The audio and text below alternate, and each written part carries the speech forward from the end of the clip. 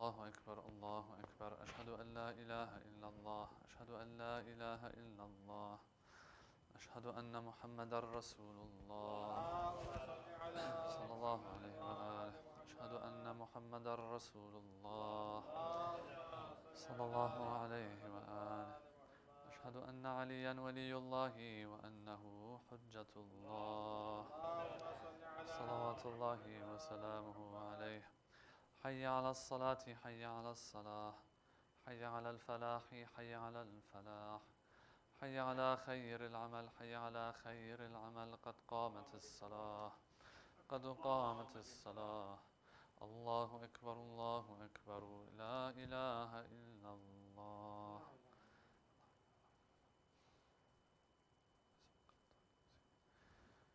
الله أكبر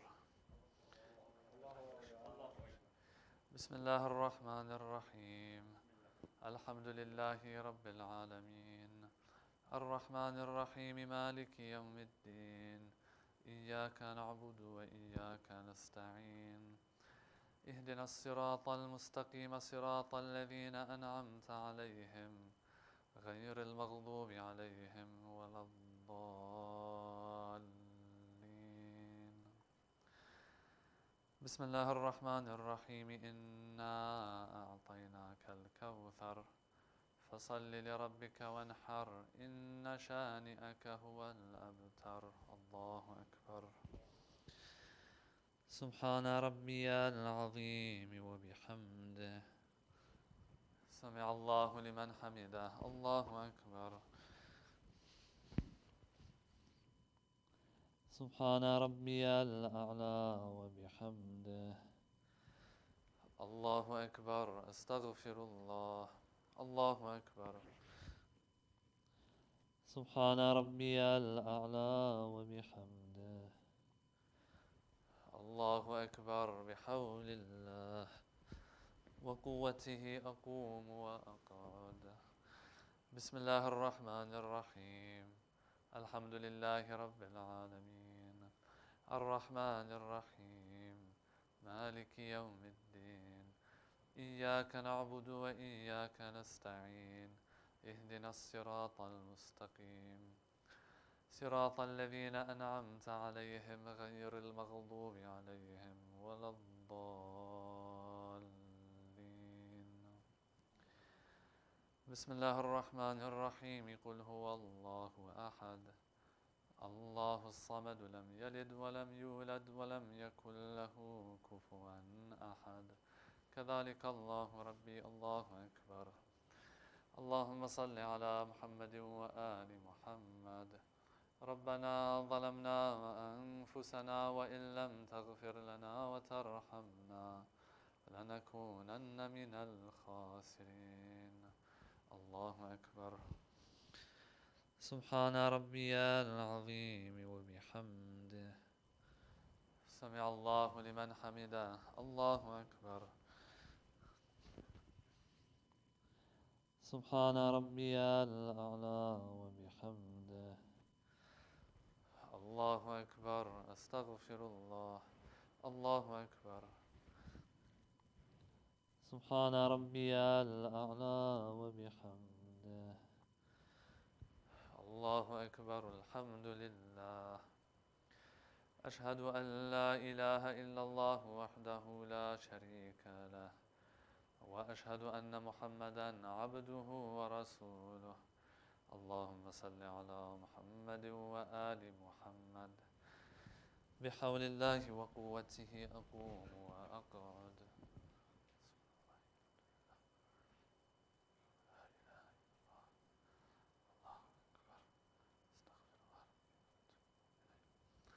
الله أكبر سبحان ربي العظيم وبحمده سمع الله لمن حمده الله أكبر سبحان ربي الأعلى وبحمده الله أكبر أستغفر الله الله أكبر سبحان ربي الأعلى وبحمده الله أكبر بحول الله وقوته أقوم وأقعد.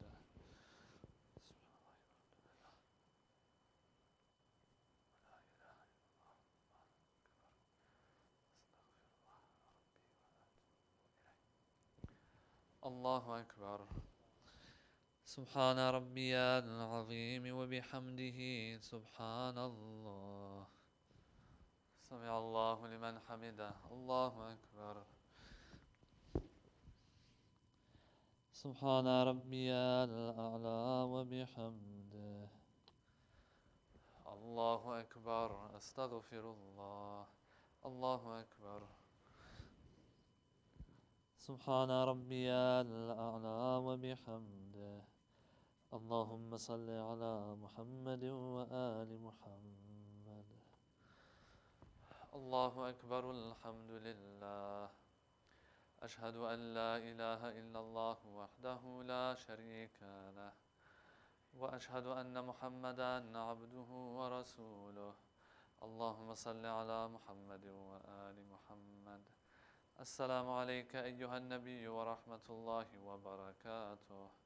السلام علينا وعلى عباد الله الصالحين. السلام عليكم ورحمة الله وبركاته. الله أكبر. الله أكبر. الله أكبر. إن الله وملائكته يصلون على النبي يا أيها الذين آمنوا صلوا عليه وسلموا تسليما.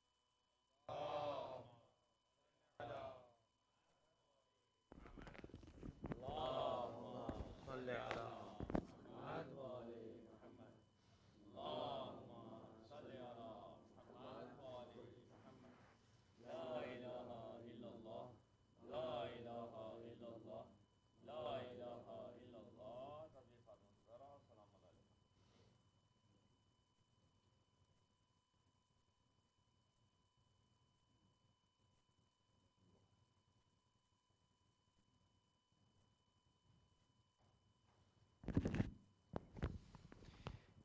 بسم الله الرحمن الرحيم. اللهم صل على محمد وآل محمد.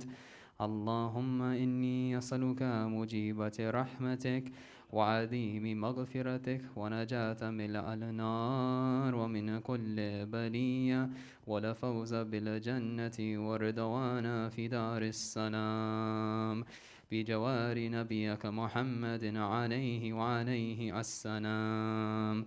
اللهم ما بنا من نعمة فمنك لا إله إلا أنت. أستغفرك وأتوب إليك برحمة أرحم الراحمين. آمين رب العالمين. وصلى الله عليه محمد وآل أهل البيت الطيبين الطاهرين. اللهم صل على محمد وآل محمد. أحسن.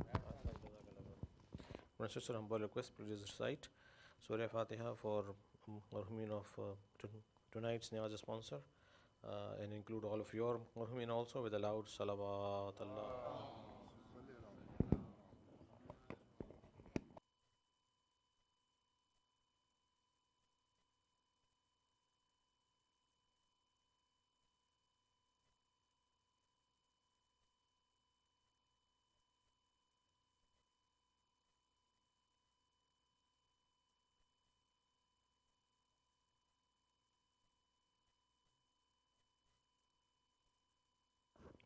Inshallah, we'll do the ziyarat after Matam. If you can please help us set up the hall for the Majlis program, inshallah, so we can start on time. Bar Muhammad wa Ali Muhammad, salawat Allah.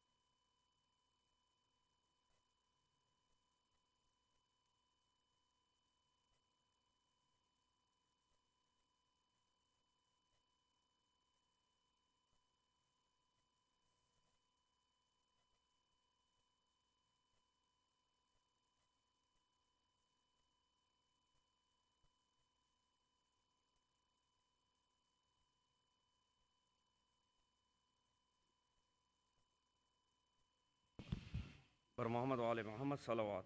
اللهم صل على محمد وآل محمد.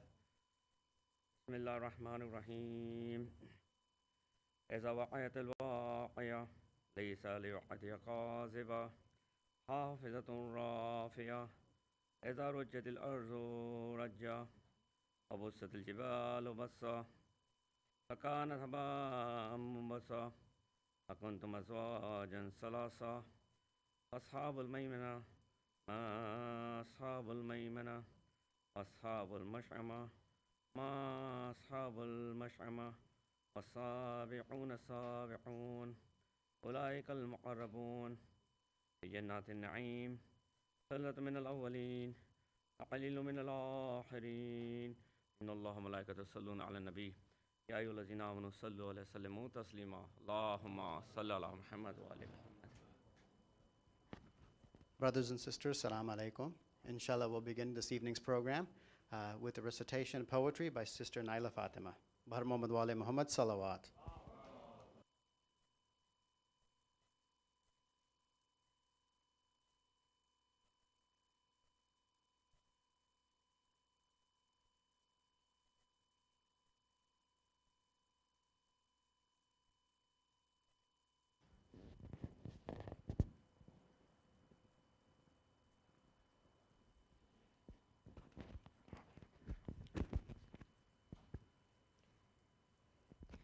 Salawat.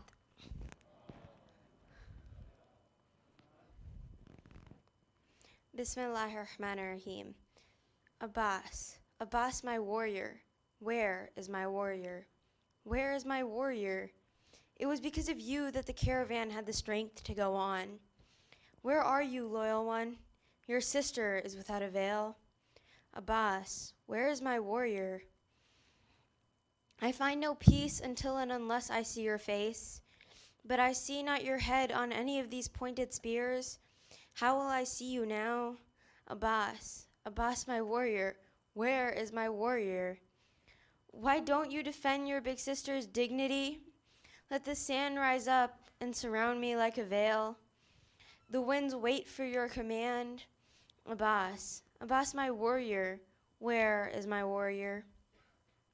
Did you see your sister unveiled in the markets?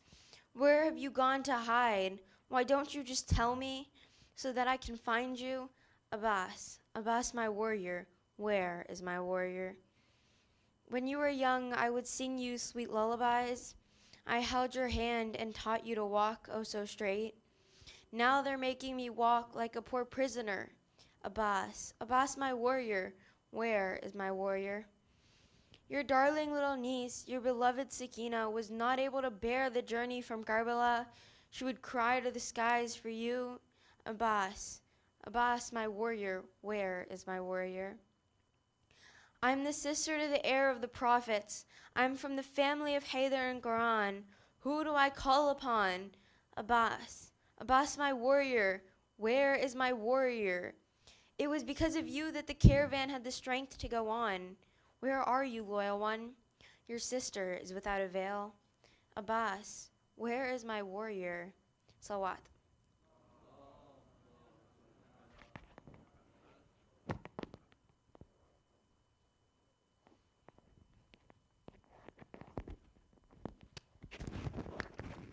Bahar Muhammad wa Ali Muhammad Salawat.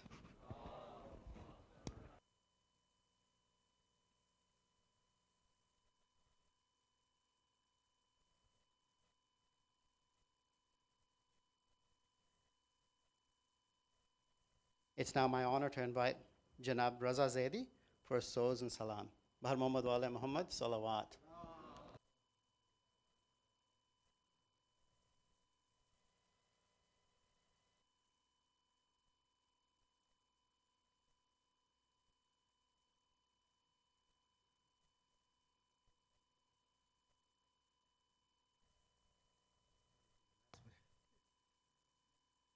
Muhammad wa Ali Muhammad Salawat.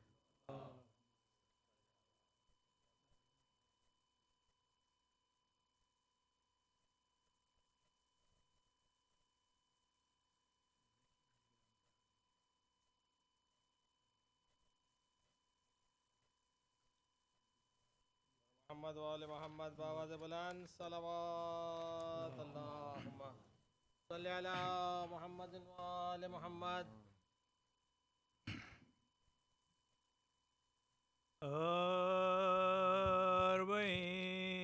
Arbaeen ke sogwaro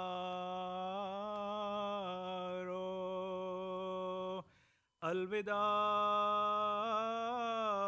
आखिरी मजलिस यारो आखिरी मजलिस यारो Khatima bill खैर चलम का हुआ अलविदा अश्कबारो अलविदा अश्कबारो अकबरो असगर अली की जामिने नौजवानों शेर खारो नौजवानों शेर खारो कहते थे गंजे शहीदा पर हरम फातिमा ज़हरा के प्यारो फातिमा ज़हरा के प्यारो करबला की खाक को सौंपा तुम्हें अर्श आज़म के सितारो अर्श आज़म के सितारो खबर पर बेटों की ज़ैनब ने कहा माँ वतन जाती है प्यारो माँ वतन जाती है प्यारो खबर से आवाज़ देते हैं हुसैन लो बहन ज़ैनब सिदारो लो बहन ज़ैनब सिदारो अलविदा अरबईन के सोगवारो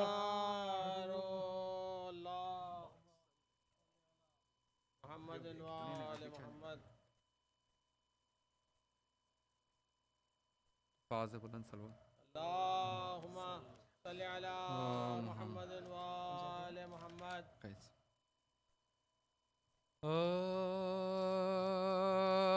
कैद से छुट के आ है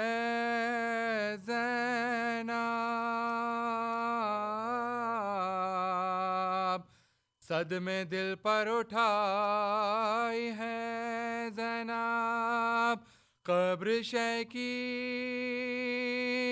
बनाई है ज़ैनब कुछ यतीमों को ला कुछ यतीमों को लाई है कहती है रो के लो खबर भाई खत्म अब हो गया खत्म अब हो गया सफर मैं हूँ ज़ैनब फलक सताई हूँ तुमसे मिलने यहाँ मैं आई हूँ और लुटे खा पहले को लाई हो भाई क्या क्या भाई क्या क्या जिदा उठा शाम तक नंगे सर गई ज़ैनब क्यों ना पहले क्यों ना पहले मर गई उठ के देखो तो एक नजर भाई,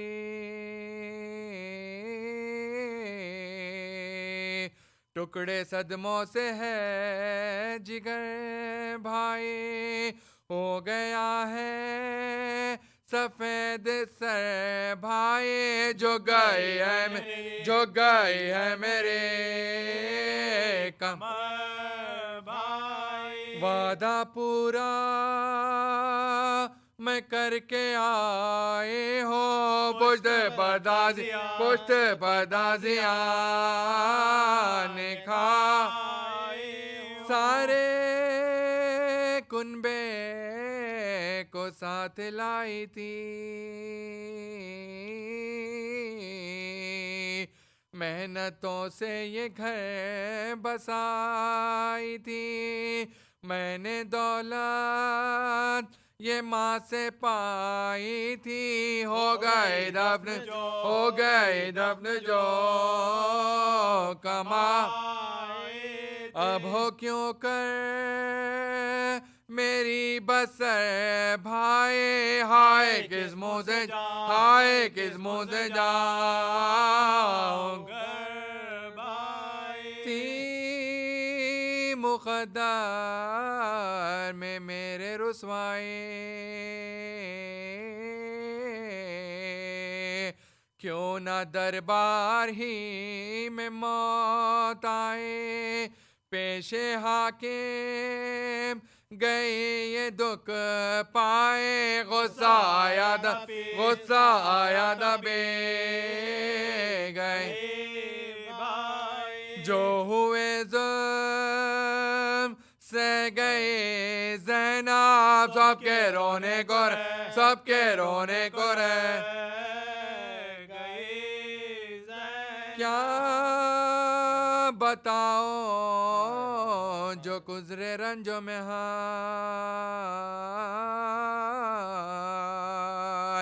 बाजुओं में मेरे बंधी थी रसान, थे तमाशा इस सारे मर्दोजा, लुट गए मैं फेरी बाजार शाम में ज़ैनब गए दरबार मुझसे बरगश्ता थी मेरी तकदीर,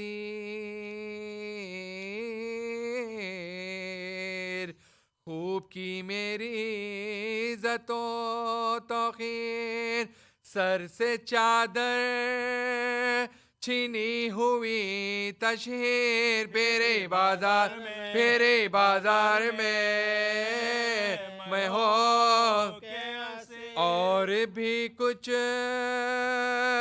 सुनाऊं क्या भाई, अपने बाजू दिखाऊं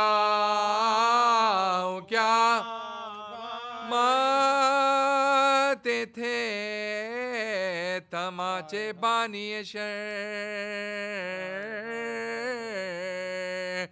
कान से उसके छीन कर गौहर, हो गया था लहू में कुर्ता तक, क्या कहो आपके पड़ शिमर के खा के सेलिया भाई, मर गए तेरी नीम जा भाई।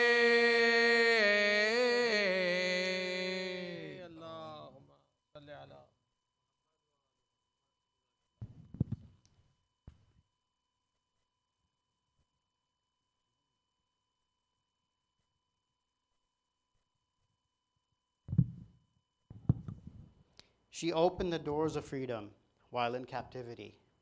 She sacrificed everything to fulfill her Creator's wish. She gave a brother like Hussain to Islam, and yet people question what Zainab did for Islam. When Islam's fall needed the cover of spring, Zainab, without hesitation, covered it with Chadr Zera alayhi salam. Bhar Muhammad wa ali Muhammad salawat. Respected Shaykh Amin, elders, brothers and sisters in faith, Assalamu alaikum. As our mourning comes to an end, we will continue with Labaik Ya Hussain in our hearts. May Imam Zamana accept our smallest of contributions and the heartiest commemorations. And may Allah hasten the return of our leader, the Imam of our time, Imam Mahdi alayhi salam. And may we continue to visit the land of Karbala and the shrine of Imam Hussain. Our programs and events are only possible due to the support of sustaining members and program sponsors. May Allah accept your contributions. We endeavor to go beyond the events and commemorations and aim to fulfill the spiritual and educational needs of our community. Your sustained support is pivotal for CFK to make this vision a reality. For details on how to become a CFK sustaining member or a program sponsor, please contact our membership director, Brother Asif Patel, join the CFK WhatsApp group, or visit ckdfw.org. Now let us all recite a Surah Fatiha and 3 times Surah Ikhlas for the marhumeen of tonight's sponsors, Marhum Mushtaq Ali Hussain Pirwani Ibn Hussain Soleimani Pirwani. This is Marhum's second Barsi, and the marhum of Brother Shehzad, Sister Kobra Pirwani, and family. And also Marhuma Maher Un Nisa Begum, Marhum Khurshid Mirza, Marhum Sayyid Mehdi Hussain, Marhuma Kamar Un Nisa Begum, and Marhum Mir Naki Ali.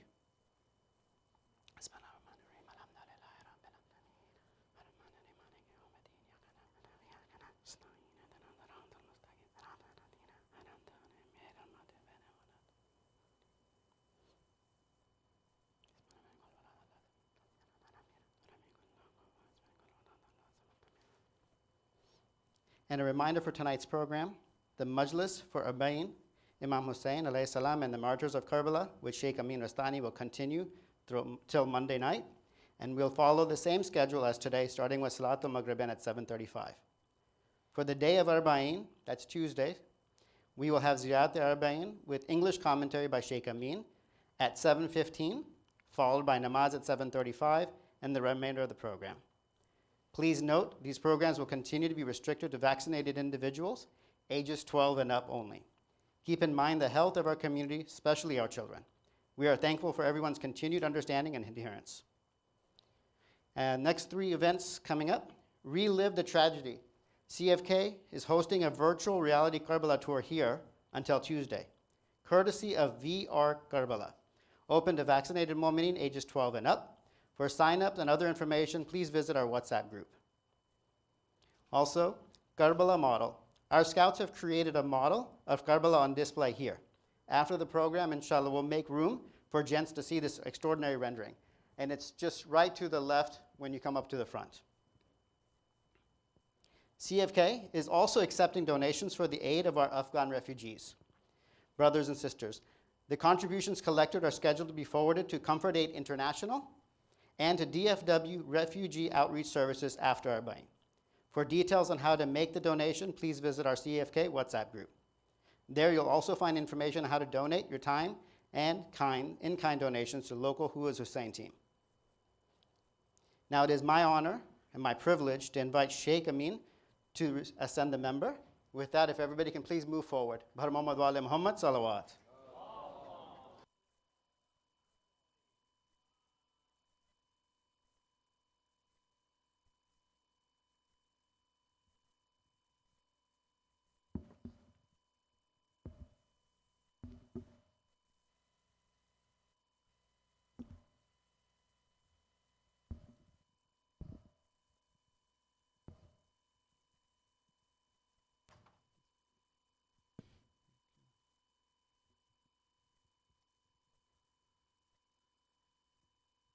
Bismillah ar-Rahman ar-Rahim. Before we begin, if we can get one more Surah Fatiha for Marhum Mushtaq Ali Hussain Pirwani, inshallah, who's their second Barsi this tonight.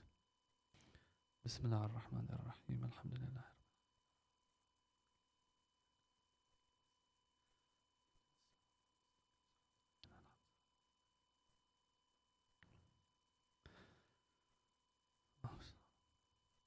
أعوذ بالله من الشيطان الرجيم بسم الله الرحمن الرحيم الحمد لله رب العالمين والصلاة والسلام على سيدنا ونبينا وحبيب قلوبنا وشفيع ذنوبنا أبي القاسم المصطفى محمد اللهم صل على محمد وآل محمد وعلى أهل بيته الطيبين الطاهرين واللعن الدائم على أعدائهم أجمعين.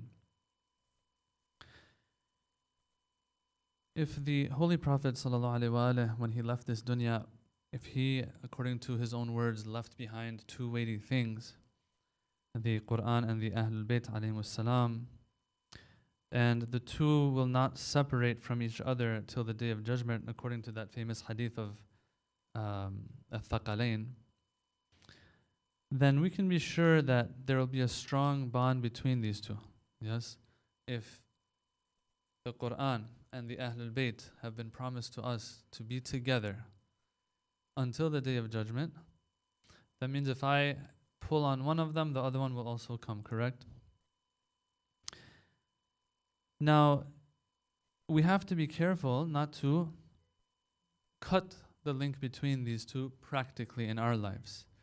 And so we'll find, for example, that on the final days of the Holy Prophet's life, the Prophet is told by some that kafana kitabullah, the Quran suffices us. The Quran is enough for us. We don't need any other instruction. We all know that famous story, that Black Thursday, according to Ibn Abbas. So if we are very critical of what happened on those final days of the Holy Prophet's life, sallallahu alaihi wasallam, then we also have to be careful not to cut this link the other way around, which is that we reach a point where, practically, of course, not that we want this or we actually think this way, but we practically also don't cut out the Quran from the equation. It's kind of funny to think about it, that we might call out others for getting rid of one side of the equation, but then we practically, God forbid, it happens that. So for us, as Shia, you hear this sometimes from people. They'll say, rightfully so, they'll say that, look, if we follow the Ahlul Bayt alayhimus salam, we are practically following the Quran, because that's what the Ahlul Bayt teach us, correct? And that is true. That is right. The thing is, though, that the Imams themselves have taught us this, that look, we go back to the Quran ourselves. In other words, just because you're following our example, that's wonderful, but you have to have a relationship with the Quran itself. This is how we do it. That's what they've said. Look at all the tens and hundreds, if not hadiths, in regards to the Quran, to the point that they say, look, the measuring stick is the Quran. If anyone says we said something, and it goes against the Quran, you can be sure that we didn't say it. So they are referring to us back to the book of Allah subhanahu wa ta'ala. Yes. So this is something that the scholars are always pointing out. And so these two will always be together, and that's what we are striving for, inshallah, to have that relationship with both. Although we believe that, yes, following Ahlul Bayt equals following Quran. Although we believe that Imam Ali, for example, alayhi salam, is Al-Quran and Natiq, the speaking Quran, the living, breathing Quran, to the point that in the Battle of Siffin, when they raised the Qurans up, we say that that wasn't really the Quran, although it's the book of Quran, but that's not you following the Quran, that's just some pages and words that you have in front of you that you might have idolized verses and against Imam Ali alayhi salam. Okay, so having said all of that, what we want to do tonight, inshallah, in 3 stages I want to discuss this. Number 1, some of the verses of the Quran that the Imams, or not Imams, but Imam Hussain in particular, would use to answer people. 2 or 3 verses I just want to show you, so that we get this idea of, oh, this was a culture with the Imams, and even with our scholars, till today, that they will inject, whenever they can, and wherever in their speech they can, they will inject verses of the Quran. All right, it's pretty cool. You all know that kid that had memorized the Quran back then, Alamul Huda, right? You've heard of him? That little kid, remember, he was really famous like 20 years ago? No? Those of you who are saying no, it's because you're like only 20 years old yourselves. But 25 years ago, there was a little kid, Sayyid Alamul Huda, his name was Muhammad Hussain Alamul Huda. that really, like, he was the talk of that time. Everyone was speaking about this kid who had memorized the Quran completely, Nahj al-Balagha, everything. And his father's a scholar, and he was in Qum. I think the older brothers and sisters remember that kid. Well, he's not no kid anymore. He's like a proper scholar himself now, by the way. We used to teach him English back in Qum, by the way.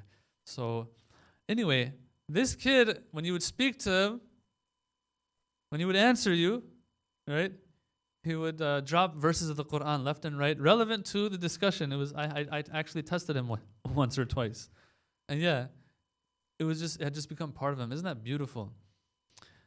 So the Imams also, you find this, whenever they get the chance, they are dropping verses of Quran, even in their normal speech, right? So I want to give us a few examples of that with Imam Hussain when he's answering people with Quran. And then I want to move on to some of the verses that Imam Hussain on that journey from Medina to Karbala, he recited as well. What those occasions were, why he used those verses. And finally, inshallah, we get the chance. And more importantly, I want to cover 2 or 3 verses that can be used to support the idea of the Aza of Imam Hussain. Why do we remember Imam Hussain after all these years? Inshallah. Sallu ala Muhammad wa ali Muhammad. Muhammad. Without a doubt, Imam Hussain is in love with the Quran. We read in his ziyarah, Ashhadu annaka at-tali li kitabillah. Yes, if I want to introduce you to people, I bear witness that you are at-tali. At-tali comes from tilawa. You're the one who would recite Quran in that special way. Tilawatul Quran isn't just qira'atul Quran. Tilawatul Quran has its etiquettes. On the night of Ashura, you yourself said, Inni uhibbu salata wa tilawata kitabillah. You said, I love salat. I love to recite Quran. Or in the ziyarat, Assalamu alayk ya sharik al-Quran. Yeah, the one who is paired with the Quran. Hadith al-Thaqalain is all about this idea that the Ahlul Bayt are paired with the Quran. So there's no doubt about that. Imam Hussain alayhi salam is in love with the Quran. So I want to share with you a few stories in which he comes back at somebody with a verse of the Quran. Very simple. These are very simple. But they are a reminder to us how things should look, inshallah, with us being the Shia of Ahlul Bayt. It says that Abdullah bin Amr, his name is. So there's a little bit of history here. Abdullah bin Amr bin al-As. So we all know Amr bin al-As, right? The mastermind of Siffin. The one who, if he wasn't there, Imam Ali would have finished off Muawiyah. But it was the idea of Amr bin al-As to put up the Qur'ans and show the simple-minded people on Imam Ali's side, about 20,000 of them, show them that, look, you're fighting us, we're Muslims too, look, we have the Qur'an. Just letting you know, FYI. And so thousands in the army of Imam Ali fell for this. They're like, oh my God, we're fighting these people. We were told these guys aren't Muslim. Now they're showing us the Qur'an, they believe in the Qur'an. Imam Ali, what's going on here? Did you not tell us the truth or something? So they went against Imam Ali. Well, whose idea was this? Because Muawiyah, he's like, it's all over. It's Amr's idea. Amr bin al-As, he's one of the 4, I think, that have been considered as the smartest of the Arab. Yeah?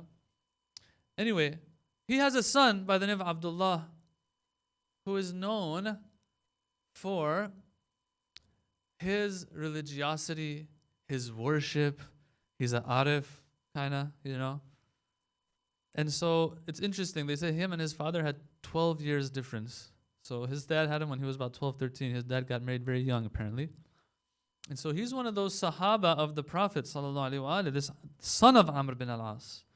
And he embraced Islam before his father, they say as well. Okay, wonderful. But man, the problem is this. I don't care about all that. Which side are you on in Siffin? That's my question. I mean, for us as Shia, it's very easy. The measuring sticks are there. If someone was alive during the time of Siffin, the first question we ask, I don't care what your past is, I don't care what your lineage is, where were you in Siffin? And so this Abdullah bin Amr, he's on the side of Muawiyah. But there's an explanation here. There's a justification here. We'll get to that. So it says that Imam al-Hussain alayhi salam one time passed by, apparently in Masjid al-Nabi, passed by this Abdullah bin Amr bin al-As. This is years after Siffin. And Abdullah says, "Man ahabba an yandura ila ahabbi ahli al-ard ila ahli as-sama' falyandur ila hadha al-mujtaz."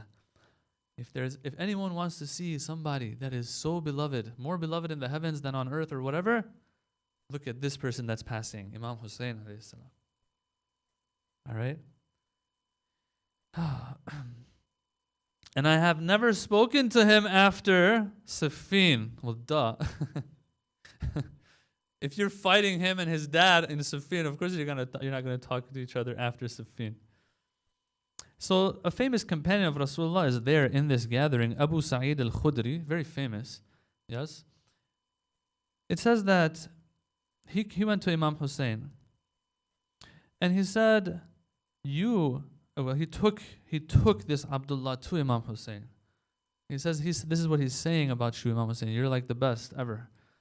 Then Imam Hussain, he says this, فَقَالَ الْحُسَيْنِ أَتَعْلَمُ أَنِّي أَحَبُّ أَهْلِ الْأَرْضِ إِلَى أَهْلِ السَّمَاءِ وَتُقَاتِلُنِي وَأَبِي يَوْمَ السِّفِّينِ.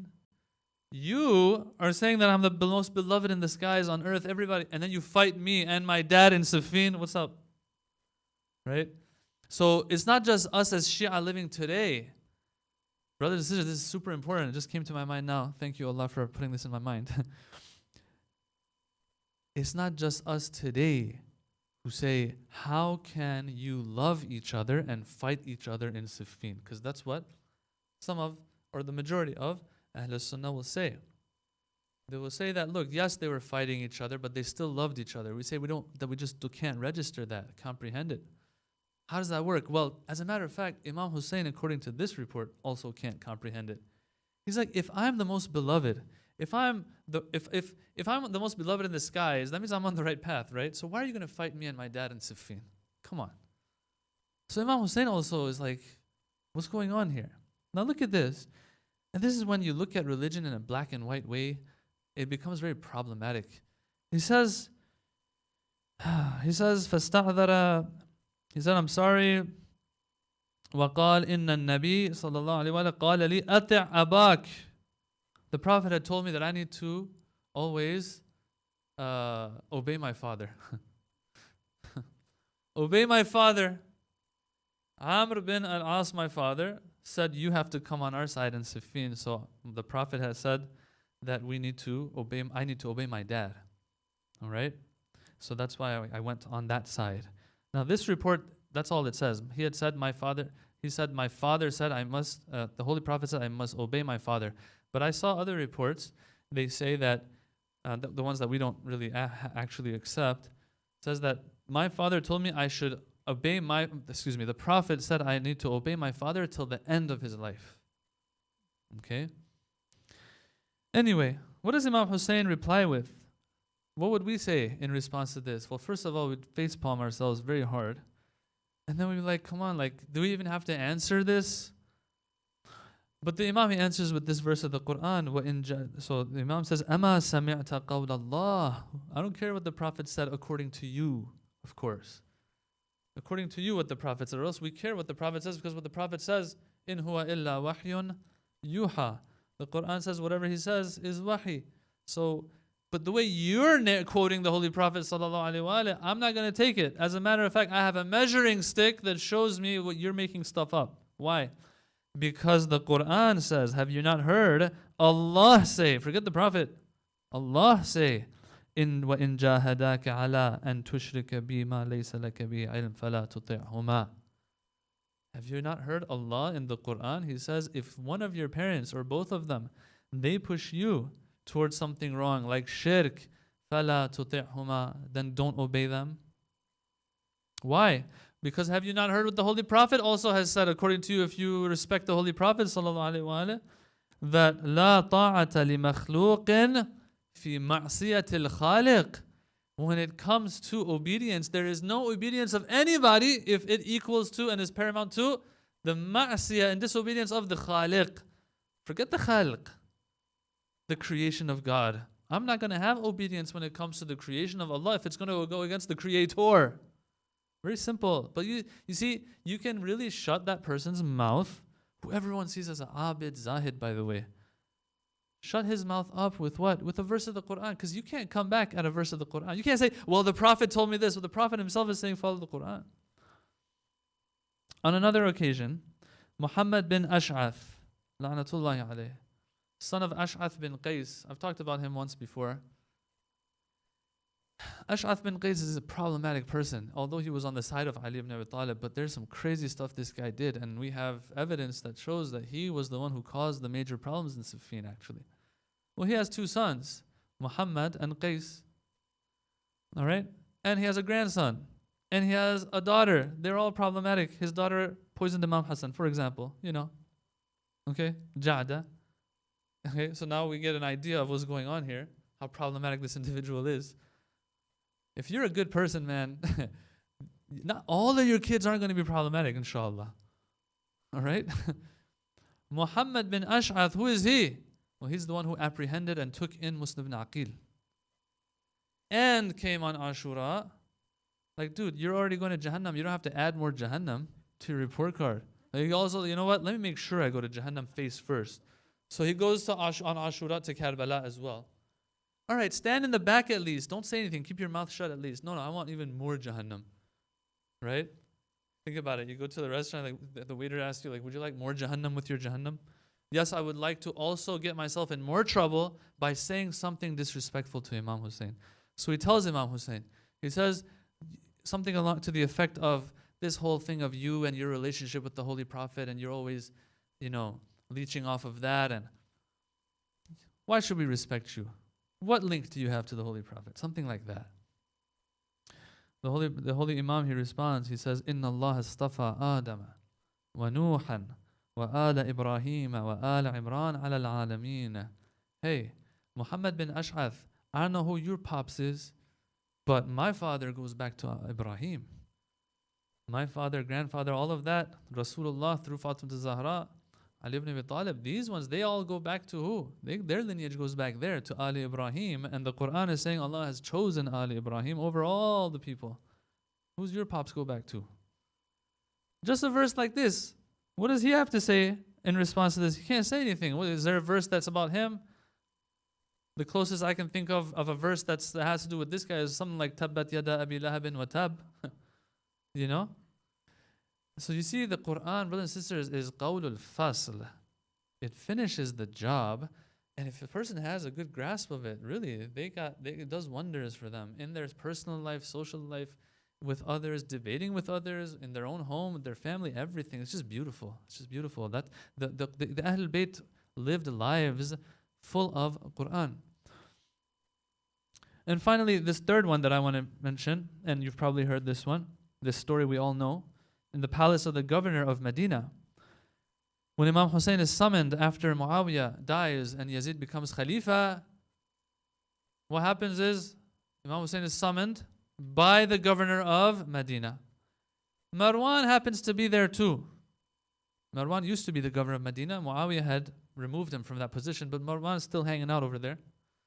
And so when Imam Hussain comes and they ask him for bay'ah, he says, no, let me go, we'll talk later.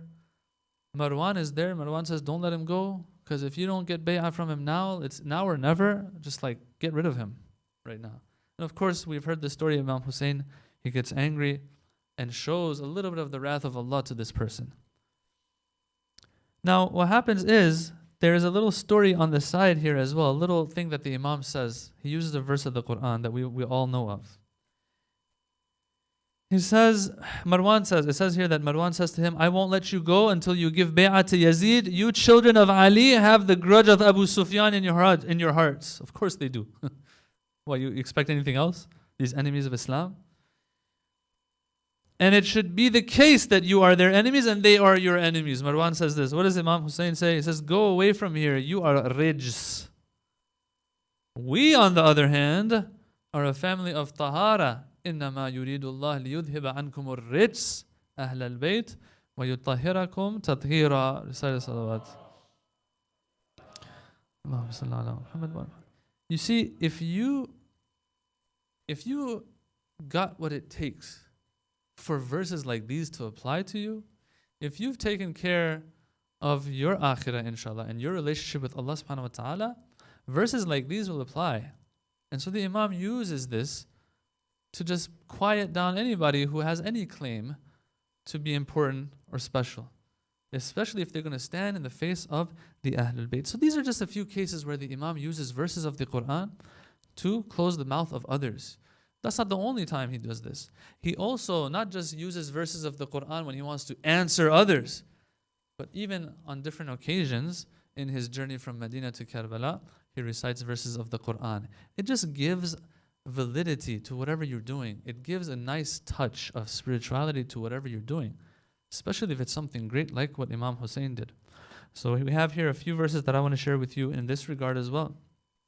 It says that when Imam Hussain alayhi salam, he was leaving Medina, after he sees no choice but to leave the city of Medina because they're going to take his life or apprehend him, as he is leaving, he recites Surah Qasas verse 21, which kind of shows that he is starting his whole trip and journey because he has no choice. There is a fear. So as he's leaving, he recites this verse. It's very famous. And it breaks your heart that he's reciting this while he's leaving the city of his own grandfather. This is where we were honored by Allah, by the people. It says, فَخَرَجَ مِنْهَا خَائِفًا يَتَرَقَّبْ قَالَ رَبِّ نَجِّنِي مِنَ الْقَوْمِ الظَّالِمِينَ. This small verse says it all. That he recites the verse that has to do with Prophet Musa when he had to leave Misr, his hometown. He had to leave Egypt. Why? Because he was in trouble. Musa got in trouble because of that little scuffle he got in with that enemy of the Bani Israel. One of those people of Fir'aun. And he killed him accidentally. And now Fir'aun is in trouble. Musa is in trouble. And so as he's leaving, he has no choice but to leave the city. The Quran says Musa left the city khaifan, while being fearful. Khaifan, yataraqqab. Kind of, if I use layman's terms here, yataraqqab means looking over his shoulder, expecting something bad to happen all the time. And as he's leaving, he says, Ya Allah, oh Allah, najjini min al-qawm al-zalimeen. Save me from the zalimeen. So this little verse, which is what the Imam starts his journey with. By the way, he starts his journey with Quran and his journey ends with Quran on the spears. He begins his journey with this, letting the people know dhulm and oppression is happening. Something that is not supposed to be happening to me. I have no choice. I'm asking Allah to save me, to the point that I have fear. I fear for my life. Don't think that I was a troublemaker. I was after this, I was after that, I was after fame. No. I am leaving because I fear for my life. Now later on, the Kufans write him letters and he sees that, okay, there's a good opportunity, all of that. Things developed. But in the beginning, as he's leaving, this is the verse he recites. And then, as he is entering Mecca, the sanctuary of Islam, the sanctuary of Allah subhanahu wa ta'ala, he recites the next verse of Surah Qasas. Qasas 22. What does that verse say? فَلَمَّا تَوَجَّهَ تِلْقَاءَ مَدْيَنَ. So when Prophet Musa left, he went towards the city of Madian. Who was living in Madian? Which Prophet of Allah? Somebody tell me. Huh? Shu'aib. Yes, alayhi salam. So he's going to Madian, Prophet Musa. So the Quran says when he turned towards Madian and is slowly going towards Madian, قَالَ عَسَى رَبِّي أَن يَهْدِيَنِي سَوَاءَ السَّبِيلِ. That, okay, there's hope that Allah is going to show me what I'm supposed to do. The right path. Sawa as-sabil. Here, when the Holy Imam enters Mecca or is moving towards Mecca, he recites this verse. فَلَمَّا تَوَجَّهَ تِلْقَاءَ مَدْيَنَ قَالَ عَسَى. So some might take this verse to show and use it as proof that Imam Hussain, not from the beginning, wanted to overthrow and all of that. Yes, he was doing the right thing, which is not to give his bay'ah, and doing his amr bil ma'ruf through not giving his bay'ah.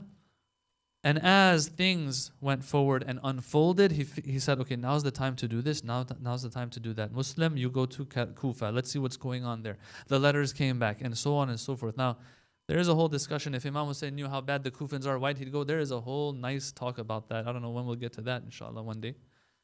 But there are good things to be said here as well, in my opinion. But he uses this verse. He could have just said something else. But you see, the Quran, and using the Quran, they say in Arabic, is awqa' fin nafs. That means it sits in the heart even better. Yes? So the Imam, he's letting the people know, but through the verses of the Quran, what's going on. On the day of Ashura, it says that when the Imam, alayhi salam, when he saw خطب بها لما رأى صفوف أهل الكوفة بكربلاء. When he looked and he saw these rows of enemies in the plains of Karbala, waiting to kill him, he delivered a sermon to them. What did he say? He said, نِعْمَ الرَّبُّ رَبُّنَا. Our Lord is such a good Lord.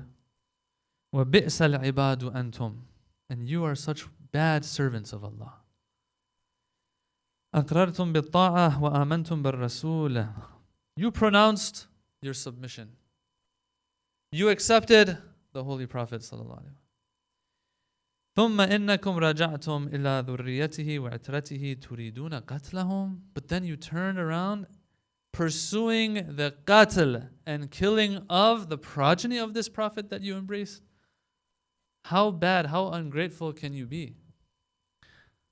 But you see, if you keep saying these things, it's one thing, but you got to top it off with the verse of the Quran. And so he says, لَقَدْ اسْتَحْوَذَ عَلَيْكُمُ الشَّيْطَانُ فَأَنْسَاكُمْ ذِكْرَ اللَّهِ الْعَظِيمِ. He cites Surah Mujadala, verse 19. He says, you know what? Shaitan has overcome you. Shaitan is sitting in your hearts. فَأَنْسَاكُمْ ذِكْرَ اللَّهِ. As a result, what happens? When you let shaitan in to the heart, you can be sure Allah's not going to be in that heart anymore. استحوذ عليكم الشيطان. He applies a verse of the Quran to these people, to these monsters. And so maybe through using verses of the Quran, he can get to the hearts of these people. Of course, their hearts are stone. فَتَبًّا لَكُمْ وَلِمَا تُرِيدُونَ. He curses what they're after. إِنَّا لِلَّهِ وَإِنَّا إِلَيْهِ رَاجِعُونَ, and so on, he says. On the battlefield, after the battle ensues, they say every shaheed that would fall, the Imam would go next to their body, he would recite Quran again. What would he recite? That very, very famous verse. Think about it. In those last moments of your life, to have Imam Hussain next to you, reciting Quran for you. In other words, in the last moments of your life, the thaqalain are next to you. And not just I have the book of God next to me and an Imam next to me. The Imam is reciting the Quran. From Quran al-Natiq is coming out al-Quran al-Samit. What more can you ask? Well, they made the sacrifice to deserve this. But inshallah, even us on our deathbeds, or whenever, however Allah decides to take us, yes, the hadiths tell us that the Ahlul Bayt will come to this person. This person might be upset that they have to leave, but then when they look around, the hadith says that they see Muhammad sallallahu alaihi wasallam, they see Ali alayhi salatu wasalam, or they'll see the angels. Everything will be so nice, and they'll say, "Are you ready now?" I'm ready. Let's go. But this requires a lifetime, inshallah, of servitude, a lifetime of taqwa and obedience. Inshallah. So what's the verse that he would recite? Surah Ahzab, verse 23, مِنَ الْمُؤْمِنِينَ رِجَالٌ صَدَقُوا مَا عَهَدُوا اللَّهِ عَلَيْهِ فَمِنْهُمْ مَنْ قَضَى نَحْبَهُ وَمِنْهُمْ مَنْ يَنْتَظِرُ وَمَا بَدَّلُوا تَبْدِيلًا. The Imam isn't just reciting like a Surah Yasin for a mayyit here. He is acknowledging through this verse you did what you were supposed to do. You lived up to that oath, that covenant that you have with Allah subhanahu wa ta'ala. What does the verse say in English? It says, there are among the believers many. Think about it, brothers and sisters. You are lying on the plains of Karbala as blood is leaving your body. Imam Hussain is talking to you like this, as if, I hate to say it like this, as if he's looking up to you because you did it before him even. Taking pride in you. These shuhada, there's a reason why on the Day of Judgment, everyone will be jealous of them, not jealous, envious of them. I don't know whatever word to use. They will look up to the rank of these shuhada had. It is no joke when Imam Ali says that these are ushaq. That this ishq word, you don't find it in the hadith too much. You don't find it in the Quran at all. Because it has a little bit of a negative connotation to it. Ishq versus hubb and stuff. But look, man, sometimes that love is so passionate. Imam Ali uses the word ushaq. For who?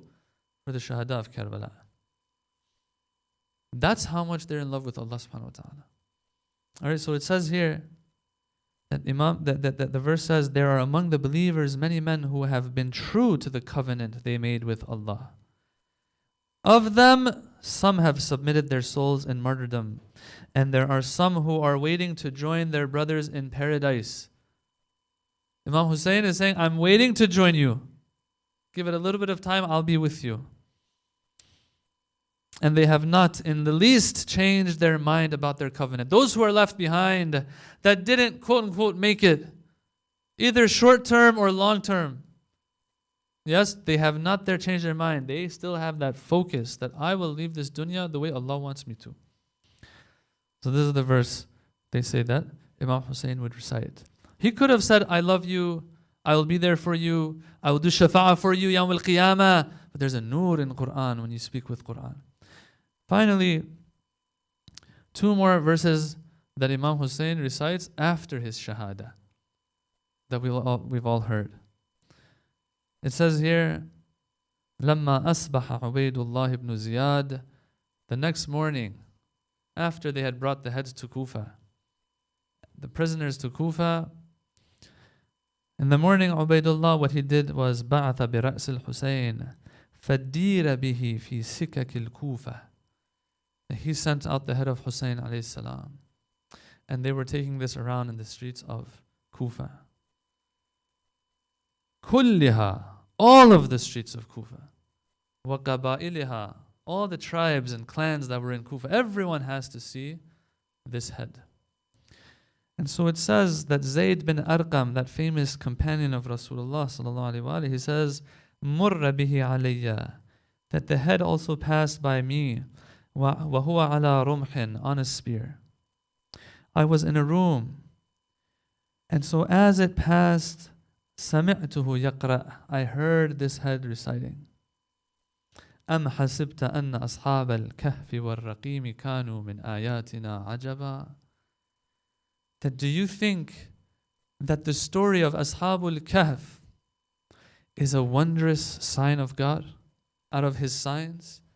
In other words, if you think that that was a great sign of Allah, then this Abu Abdullah al-Hussein is higher than that, is more wondrous than that. And so some of the scholars have spoken about what could this head have meant by this verse of the Quran.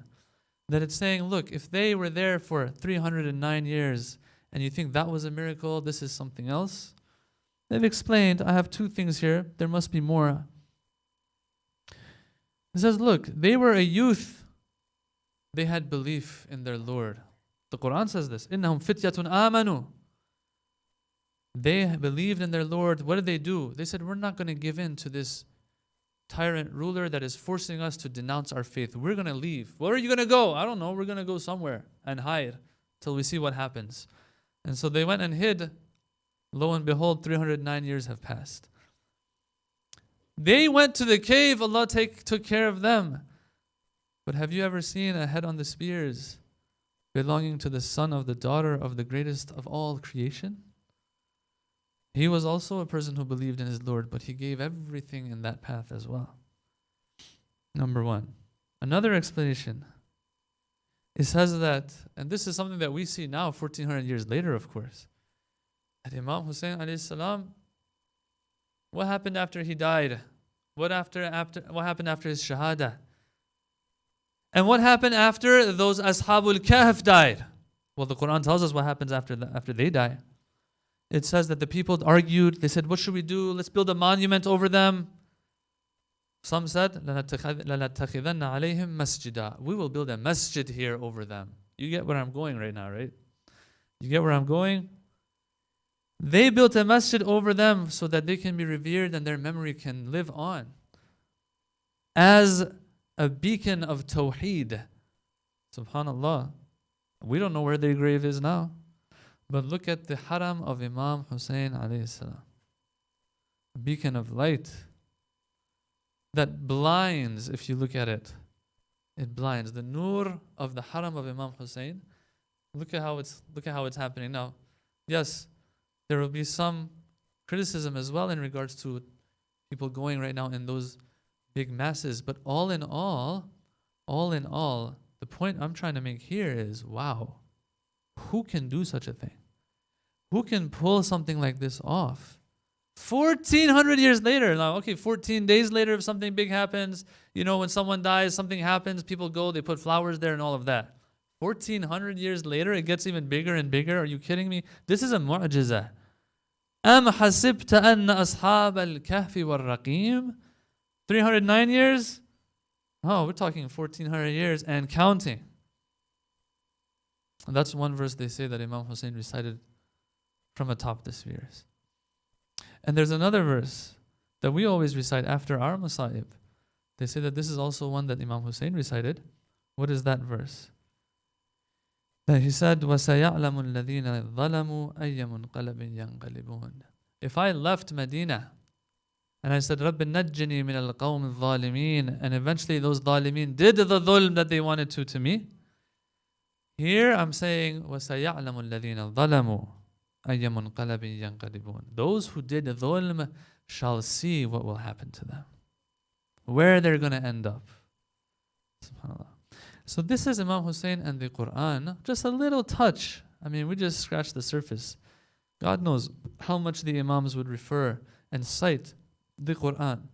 But I want to now move on to that third part of the talk, which is verses of the Quran that we have. Inshallah, at least two of them I want to go through, if not all three. Verses of the Quran that will push us to not give up on the aza of Imam Hussain alayhi salam.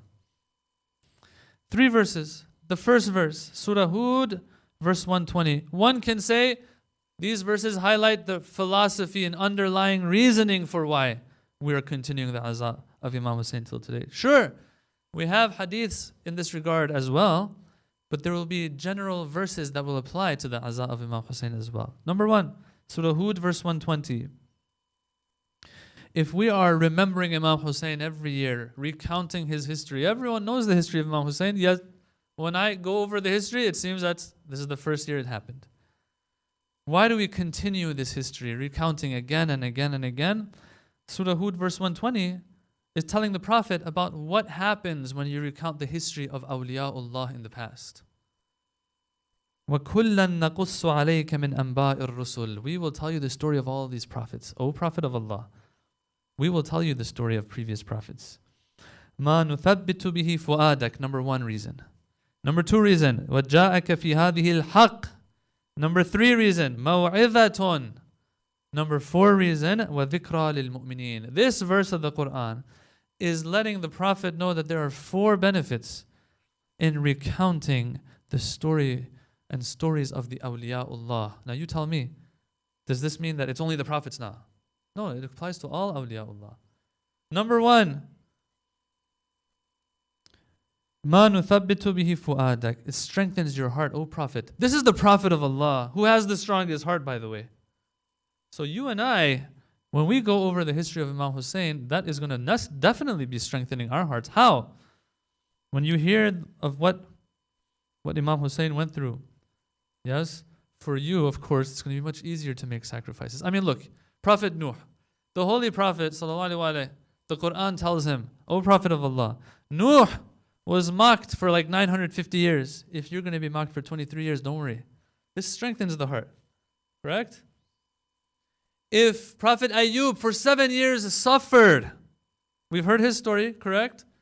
He suffered. Physically suffered. Then, O Prophet, if for 3 years you're stuck in Sha'ib Abi Talib, that valley, when they were sanctioned, correct? They were besieged. 3 years in the advent of Islam, the Muslimin went through horrors in those 3 years. Famine and hunger, and to the extent that Abu Talib dies, Bibi Khadija dies a little after. It took a toll on the Muslimin. O Prophet of Allah, Ayyub went through 7 years of trial and tribulation.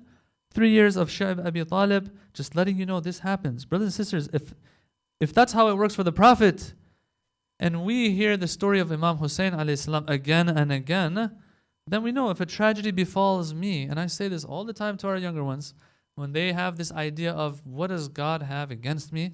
Why am I going through this? Well, if having trouble, if having tragedy, if having hardship throughout life equals Allah not liking me, then Imam Hussain must be the one that Allah doesn't like the most. Astaghfirullah. No. Tragedy sometimes has other reasons other than just Allah just not liking me. All right? So Imam Hussain teaches us, if I'm reminded every year, that's going to give me a boost in my life. When we see the patience of Imam Hussain, we are patient. When we see his courage, when we see his forgiveness and taking grudges out of our hearts, no, I'm going to forgive this person once they actually come up to me and ask me for forgiveness. Well, it's one thing to be careful. If someone's hurt you once or twice, I'm not going to be the same with them anymore. That's for sure. That doesn't mean I'm not going to forgive them. Well, whatever, I forgive them. Who cares? Whatever they did. Huh? Whatever backstabbing, I forgive. I'm not going to let them backstab me again, though. I'm not going to be dumb about it. All right? But at the same time, I'm going to forgive because Allah says forgive, and inshallah on the Day of Judgment, Allah will forgive me. These are two different things here. I might not even talk to that person too much because once again, I got to be careful. Right? My back only has so much room to get stabbed in. You know? But the other part, the grudge part, forget that. I ain't got time to worry about that. Imam Hussain, when Hur comes, oh, Imam Hussain, will you forgive me? Imam Hussain, it's as if, all right? It's as if. If I'm gonna translate what Imam Hussain says, Imam Hussain on Ashura is like, Hur, like we don't got time for this like stuff, you know? Come in, you're on this side now. Let's see what we got to do from here on. No, Imam Hussain, I want you to forgive me this and that. Oh, you're here, finished. We ain't got time for this. We got a lot of work to do. So when I hear this every single year, Hur is a reminder to me. مَا نُثَبِّتُ بِهِ فُؤَادَكَ, his openness to letting everyone in. Yeah? All these things. All right. So that's number one. Number two, there has come to you in these stories truth. Haqq comes to you. Brothers and sisters, Karbala, I don't care what anybody says, Karbala is the best example where you can easily draw a line between haqq and batil. And man, when people actually get exposed the way they're supposed to Karbala, it will knock down dominoes all the way back to Saqifa. That's all I'll say. Yes, sometimes the dominoes will stop somewhere else. Sometimes they'll go all the way back. It's because why? Because there's all haqq versus all batil there. So people, they're going to see this. They're like, whoa, wait a minute, what's going on? Now, I'll talk about this one some other night as well. There's stories that I want to share with you. People who've written books on this. Yeah? لَقَدْ شَيَّعَنِي الْحُسَيْنِ. The guy writes a book called Verily, Indeed, Hussain Made Me Shia. Well, what's your story? These are things that we'll talk about, inshallah. So haqq also comes through these stories. Maw'idha. Maw'idha, usually they'll use the equivalent of preaching, that kind of thing, for maw'iza. So we have this in Urdu probably, in Farsi, okay? But they say, what's the difference between maw'idha? One of the brothers, we were talking about this last night, he was telling me actually. What is the difference between maw'idha and hikmah? Shaykh Mutahari in a nutshell, he says, look, hikmah is any good, guidance that a person can give somebody else. But maw'idha is that which goes through the ears, doesn't go out through the other ear, but goes down to the heart and touches the heart and brings about change. Brothers and sisters, you tell me, the history of Imam Hussain, I don't know. As I said last night, if that's not going to work, nothing's going to work. The history of Imam Hussain. Yes, the repetitive, the one we've heard every year, history of Imam Hussain is enough to change everything. Why? Because it goes down to the heart, doesn't go through the ears and out the other. Yes, the beautiful things that we do. Last night I pointed to this model here. Yeah, and so I wasn't sure who had done this. And yes, I was told that the scouts, CFK scouts have done this. All right, this, whoever of our children makes this, it will remain with them forever, inshallah. These are the steps we should be taking as a community. Practical steps, making a difference. I still remember my science projects back in the day. Those cardboard setups we used to have in science fairs? Remember those? I still remember that. I don't remember a lot of other things. Why? Because I got involved practically. The history, we got to be smart about it. We got to be efficient about it. For example, this VR thing that you guys got going on. Like, this is big stuff because this was the thing a few years ago when it started. Now, alhamdulillah, our communities have access to it. Wonderful. Inshallah, you make the most of these things. In one way or another, this history, they did their part. They gave us the raw material. Bismillah, let me see what you do within the boundaries of Islam, of course. Let me see what you do with this. May Allah give all of you tawfiq in whatever you do in this regard. Maw'idah, it reaches the heart. وَذِكْرَى لِلْمُؤْمِنِينَ, a reminder for the mu'mineen. Alright, so now, that's one verse. The history of the Rusul. You're not going to say that's going to apply to the history of Imam Hussain. Number 2 verse. I'm going to go through this as quick as I can. Surah Shura, verse 23. Or excuse me, the second verse that I want to do, I'm going to have to skip the third one maybe. The second verse that I want to talk about is Surah Hajj, verse 32. This is beautiful. What is the verse? ذَلِكَ وَمَنْ يُعَظِّمْ شَعَائِرَ اللَّهِ فَإِنَّهَا مِنْ تَقْوَى الْقُلُوبِ. Whoever sanctifies, honors the sha'air of Allah, this is of the taqwa of the hearts. What is a sha'air? Or the singular of it is sha'ira. It is any symbol, any sign that points to a certain direction, pushes you in a certain direction. I would say the sacraments of God, the sacraments of Islam. So what are? Give us examples of the sacraments of Islam. Well, the Quran refers to certain things as sacraments. For example, Masjid al-Haram is going to, of course, be the sanctuary of God. Just the fact that you call it Masjid al-Haram, it is a haram, that means it has hurma and respect that has to be upheld. All right, so that's that. But we also have this term sha'air used in the Quran for what? Safa and Marwa, for example. The 2 hills. Inna Safa wal Marwata min sha'airillah. These are some of the sha'airullah, the Quran says. What happened there? Well, Bibi Hajar, what did she do? 7 times back and forth. Yes? And that's what we do now. Everyone has to do this. She went back and forth. Okay. I want to make a nice point in the end. That's not my point, it's one of our scholars' points. What else do we have? The sacrificial animal for Hajj. Yeah, the al-budna. It says, وَالْبُدْنَ جَعَلْنَاهَا مِنْ شَعَائِرِ اللَّهِ. The camels that you're going to slaughter later in Hajj, these are sha'airullah. Back in that day, they would put a mark, a tag, something on this camel so people knew, don't touch this one. This one is special because it's going to be slaughtered on in Mina. Okay? These are sha'airullah. Now look at this point one of these scholars made. I loved it. I was like, I gotta inshallah share this with the brothers and sisters.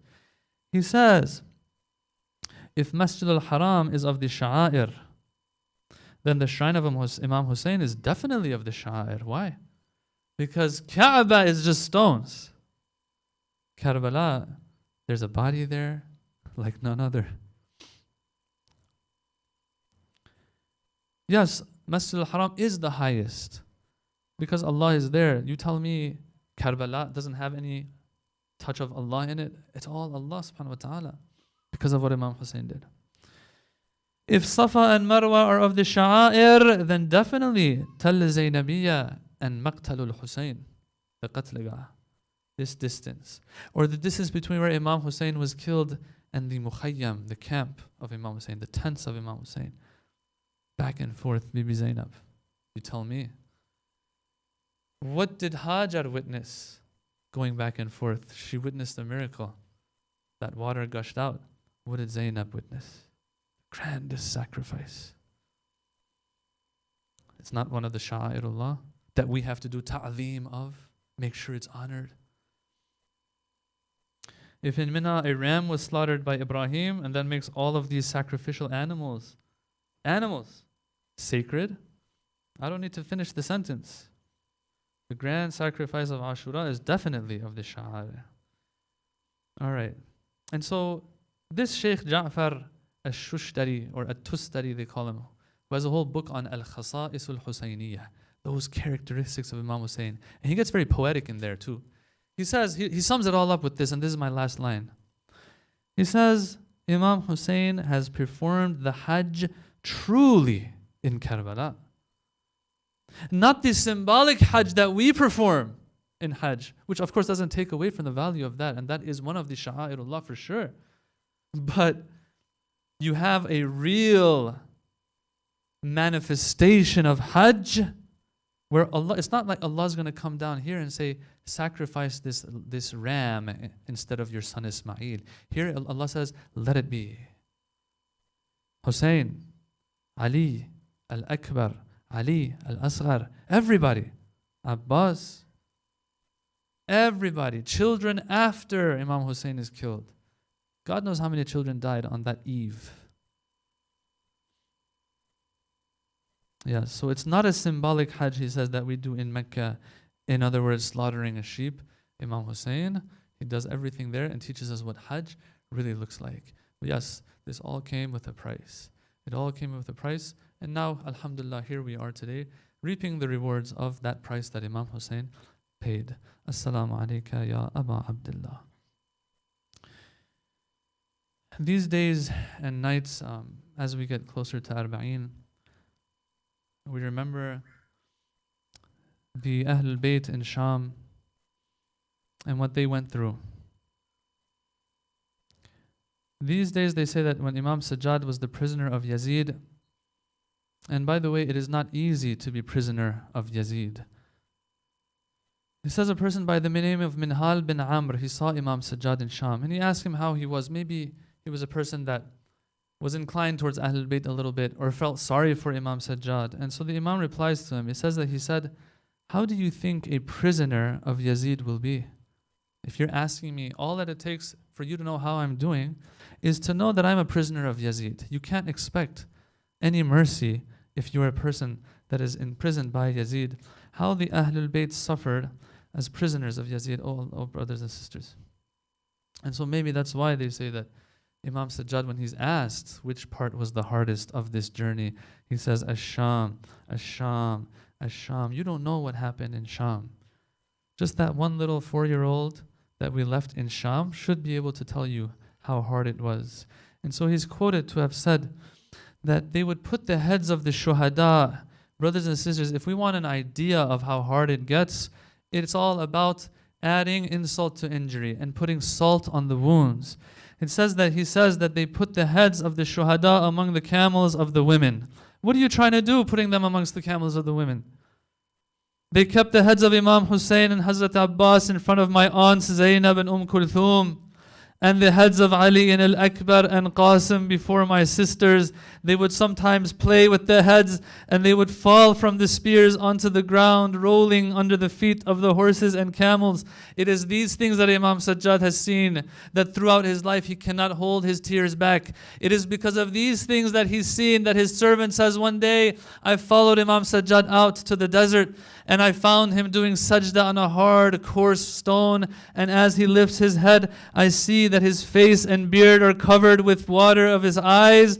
And I told the Imam, don't you think that it's enough? Don't you think it's time for your grief to end and for you to cry a little bit less? What does Imam Sajjad say in response? It says that he said, how can I stop crying for Imam Hussain when Yaqub, prophet, son of prophet, lost one of his 12 sons while his son was still alive, but his hair went white out of grief and his back bent out of sorrow, and he lost his eyesight. وَأَنَا فَقَدْتُ أَبِي وَأَخِي وَالسَّبْعَةَ عَشَرَ مِنْ أَهْلِ بَيْتِي صَرْعَى مَقْتُولِينَ. I lost 17 of my closest relatives. I lost my brother, my father laying down killed on the plains of Karbala. فَكَيْفَ يَنْقَضِي حُزْنِي وَيَقِلُّ بُكَائِي. How can I cry less? How can my grief diminish? But Imam Sajjad, you're telling us throughout your life about Imam Hussain. Tell us a little bit about Sham. What happened in Sham? He says in Sham they would parade us through the streets and the bazaar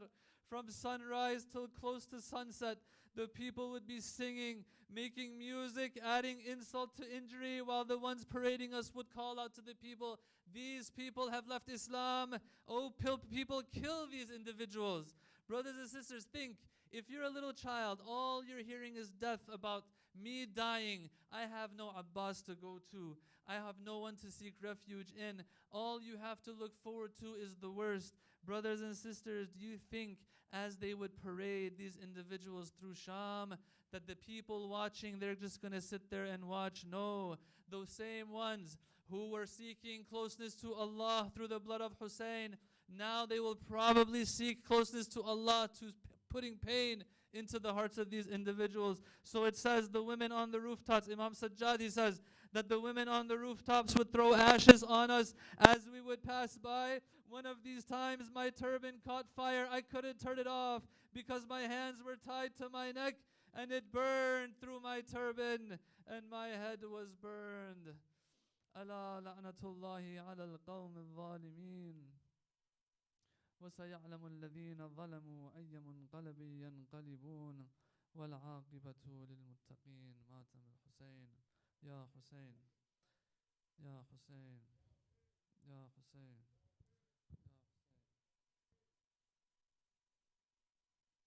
Brother Ayan Rajani.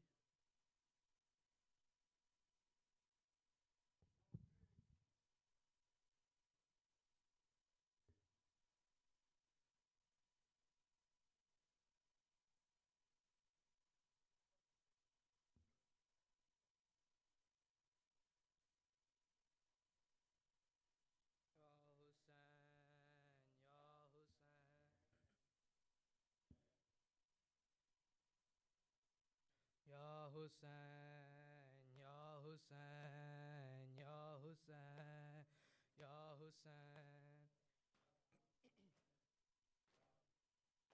मैं वही ज़ैनब मुज़तर हूँ, न पहचाना मुझे। मैं वही ज़ैनब मुज़तर हूँ, न पहचाना मुझे। मैं तबाहाल हूँ, बेघर हूँ, न पहचाना मुझे। मैं वही ज़ैनब मुज़तर हूँ, न पहचाना मुझे। मैं वही ज़ैनब मुज़तर हूँ, मैं वही ज़ैनब मुज़तर हूँ, न पहचाना मुझे। मैं तबाहाल हूँ, बेघर हूँ, न पहचाना मुझे। मैं वही ज़ैनब मुज़तर हूँ, न पहचाना मुझे। मैं वही ज़ैनब मुज़तर हूँ। मुझे क्या खबर थी, क्या पता था यूं कभी उजड़ेंगे। एक पहर में मेरे प्यारे यूं सभी बिछड़ेंगे। मैं तबा खाक पे बैठी हूँ, न पहचाना मुझे। मैं वही ज़ैनब मुज़तर हूँ, मैं वही ज़ैनब मुज़तर हूँ। ना मुझे खींचा बिस्तर, सर से चादर असीर कर डाला। वक्त नैना ना मुझे यूं फ़कीर कर डाला। एक चादर को तरसती हूँ, न पहचाना मुझे। मैं वही ज़ैनब मुज़तर हूँ, न पहचाना मुझे।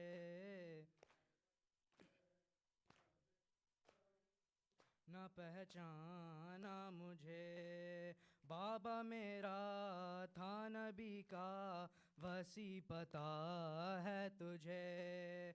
वो अली था, वो वली था, जरी पता है तुझे। मैं उसी शेर की बेटी हूँ, न पहचाना मुझे। मैं वही ज़ैनब मुज़तर हूँ,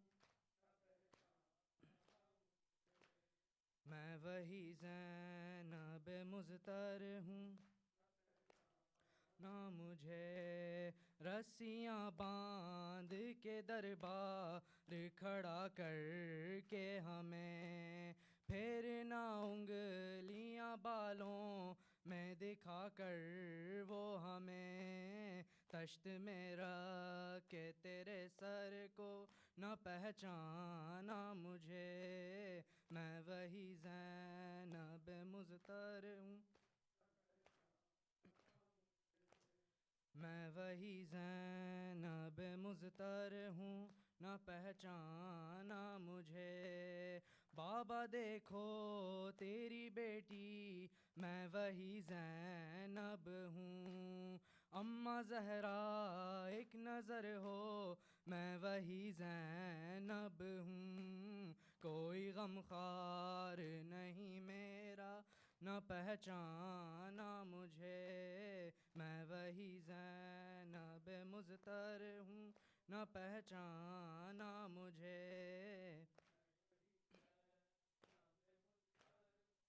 न पहचाना मुझे। सोचता हूँ मैं ये मीसम हुआ था कैसा कहर, हाय ज़ैनब सर बरहना और वो 8 पहर, ये सदा देती थी रो रो कर, न पहचाना मुझे, मैं वही ज़ैनब मुज़्तर हूँ, न पहचाना।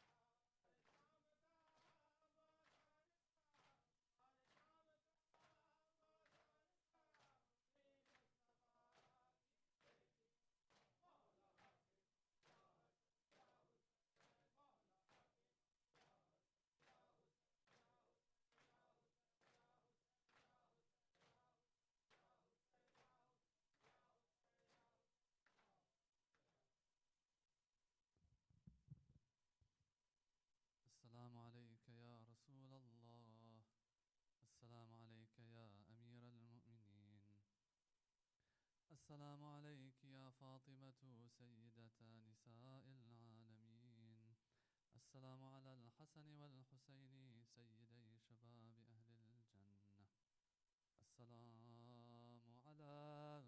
الحسين وعلى علي بن الحسين وعلى أولاد الحسين وعلى أصحاب الحسين. السلام على 9 المعصومين من ولد الحسين. السلام عليك يا غريب الغرباء ومعين الضعفاء والفقراء، أيها الرضا ورحمة الله وبركاته. السلام عليك يا مولانا يا صاحب الزمان، عجل الله تعالى فرجك وسهل الله تعالى مخرجك وظهورك. السلام عليكم جميعا